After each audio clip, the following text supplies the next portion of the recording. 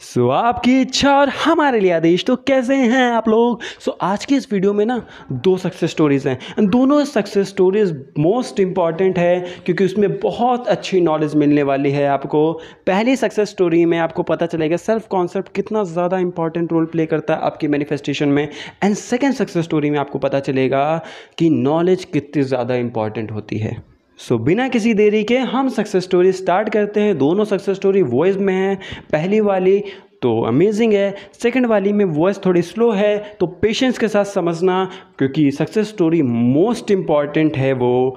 इससे आपको बहुत अच्छा क्लैरिफिकेशन मिल जाएगा, अपनी मैनिफेस्टेशन में बहुत ज़्यादा हेल्प होने वाली है आपको। Be ready and have patience. Hello Harsh भैया, मैं आपकी यूट्यूब की सब्सक्राइबर हूँ एंड आप बहुत ही अच्छे से मैनिफेस्टेशन बताते हो, मतलब एकदम सब कुछ क्लियर हो जाता है। तो मेरे अंदर ना बहुत सारे लिमिटिंग बिलीफ थे कि मुझे कोई प्यार नहीं करता, मुझे कोई पसंद नहीं करता। मतलब मेरा सेल्फ कॉन्सेप्ट बहुत ही गंदा था कि मुझे कोई प्यार नहीं करता, मुझे कोई पसंद नहीं करता, सब मुझे छोड़ के चले जाते हैं, क्योंकि यही मेरी पास्ट लाइफ में हुआ था। बट अभी कुछ दिन पहले मतलब 1 महीने पहले मेरे बॉयफ्रेंड ने मुझसे ब्रेकअप कर लिया था। उसमें भी मेरी गलती थी क्योंकि मेरा सेल्फ कॉन्सेप्ट इतना ख़राब था। तो उसी टाइम पे सब कुछ क्या हो रहा था कि बहुत मैसअप हो गया था। एक तो मेरे बॉयफ्रेंड ने ब्रेकअप कर लिया, उसके बाद फिर मेरा एक फ्रेंड था, ठीक है, उसका मैं दूसरा नाम बता रही हूँ, सपोज़ कर लीजिए राहुल।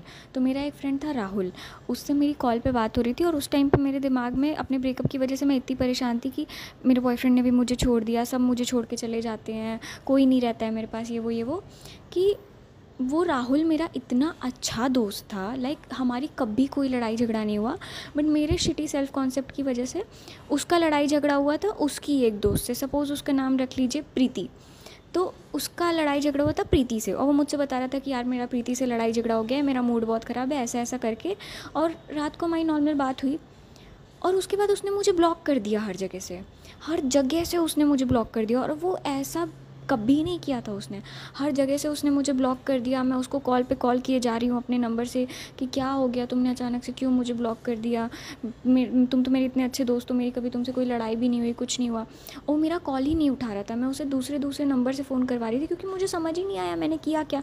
फिर मेरा वही ओल्ड सेल्फ कॉन्सेप्ट वापस आने लगा। देखो अभी मेरे बॉयफ्रेंड से ब्रेकअप हुआ था, अभी ये भी मुझे ब्लॉक कर दिया हर जगह से बिना किसी गलती के, सब मुझे छोड़ के चले जाते हैं, ऐसा। और बाद में जब उसने दूसरे नंबर से फ़ोन उठाया तो मैंने उससे बोला तुमने क्यों मुझे ब्लॉक कर दिया था। तो उसने बोला कि मेरा मूड ख़राब था इसलिए मैंने तुम्हें ब्लॉक कर दिया अपनी फ्रेंड प्रीति की वजह से। तो फिर मैंने उसकी मतलब फ्रेंड को गाली दे दी थी। तो इसने क्या किया था कि मुझसे फ्रेंडशिप ख़त्म कर दी थी कि मुझे तुमसे कोई फ्रेंडशिप नहीं रखनी है, तुम सब ख़राब कर देती हो। ये चीज़ें मुझे मेरे बॉयफ्रेंड ने बोली थी कि तुम सब ख़राब कर देती हो। तो वो बेसिकली मेरा सेल्फ कॉन्सेप्ट ही रिफ्लेक्ट हो रहा था। इसने मुझे बोला मुझे तुमसे कोई फ्रेंडशिप नहीं रखनी, तुम सब ख़राब कर देती हो, मुझे कोई मतलब नहीं रखना तुमसे, ना तुम मुझसे कोई कॉन्टैक्ट रखना, ना मैं तुमसे कोई कॉन्टैक्ट रखूँगा, भाड़ में जाओ, ऐसे। और इसने कभी मुझसे ऐसे बात नहीं करी थी और इसने मुझे फिर ब्लॉक कर दिया हर जगह से। अब मैं उस दिन तो बहुत रोई गई, सब कुछ किया मैंने। फिर मैंने हर्ष भैया का वीडियो देखा कि लोग आपको वैसे ही ट्रीट करेंगे जैसा आप अपने बारे में सोचते हो। If you think that you are a queen तो लोग आपको वैसा ट्रीट करेंगे। मैंने उनके सेल्फ कॉन्सेप्ट के बहुत सारे वीडियोस देखे और मैंने उनकी एफर्मेशंस की बातें सुनी।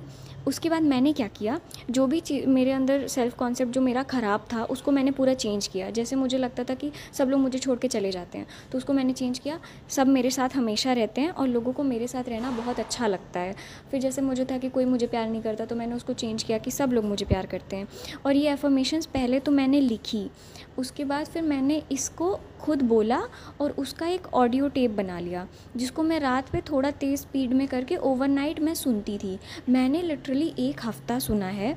और मेरा वो जो दोस्त था राहुल, उसने खुद मुझे कॉल किया, एंड उसने वो सब कुछ बोला कि जो भी मैंने अपनी एफर्मेशंस में लिखा था, मतलब उसमें मैंने सब कुछ लिखा था कि लोगों को मेरी वैल्यू पता है, सब लोग मुझे वैल्यू करते हैं, कोई मुझे छोड़ने के बारे में सोच भी नहीं सकता है, ऐसे ऐसे मैंने सब लिखा था।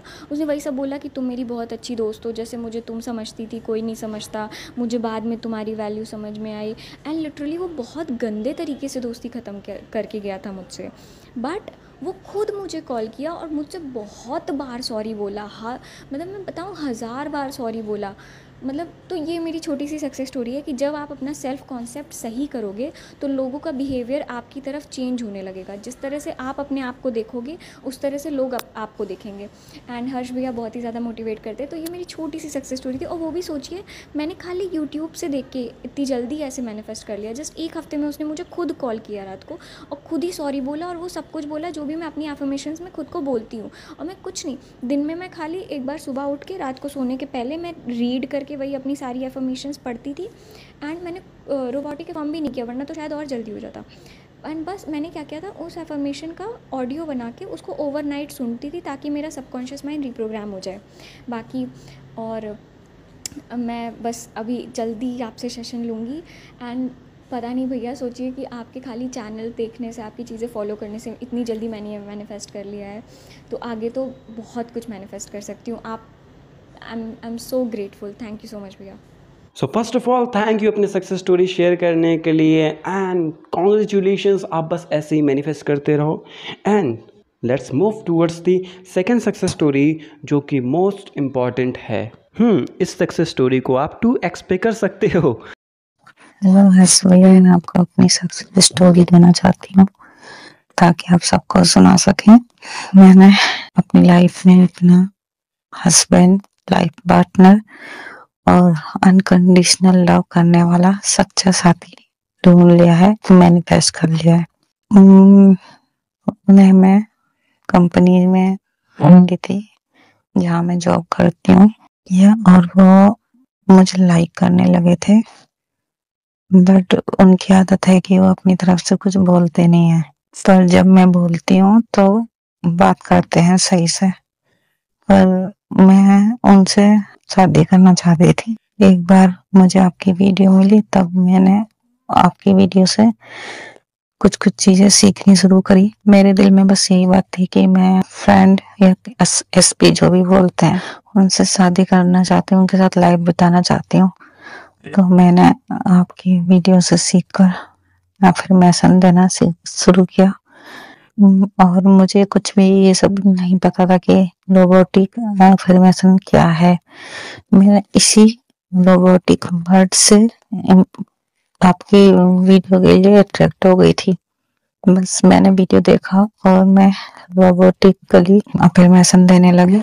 तो मैंने शुरू में ही ये बोला था कि मेरी शादी मेरी एसपी से हो गई है और वो मेरे प्यार में पागल है। उसके बाद धीरे धीरे मैंने आपकी वीडियो देखी, उसमें और भी चीजें सीखी, जैसे कि अपने पर्सनालिटी पे, लुक पर ध्यान देना, मनी भी जरूरी है लाइफ में, या मनी के लिए कैसा माइंडसेट होना चाहिए। मतलब मैंने आपकी वीडियो से सब कुछ सीखा थोड़ा थोड़ा, क्योंकि इतनी जल्दी से मैं किसी चीज को अप्लाई नहीं कर पाती अपनी लाइफ में। धीरे सब कुछ थोड़ा थोड़ा सीखते सीखते मैं ज्यादा अफर्मेशन भी नहीं दे पाती हूँ। मेरा ध्यान भटक जाता है, इधर उधर काम में लग जाता है और मैं टायर्ड फील करती रहती हूँ अंदर ही अंदर। पर बस अंदर से एक विश्वास था मुझे। हर्ष भैया ने बोला है और बहुत सारी स्टोरीज भी बताते हैं, और अपनी भी स्टोरीज बताई थी।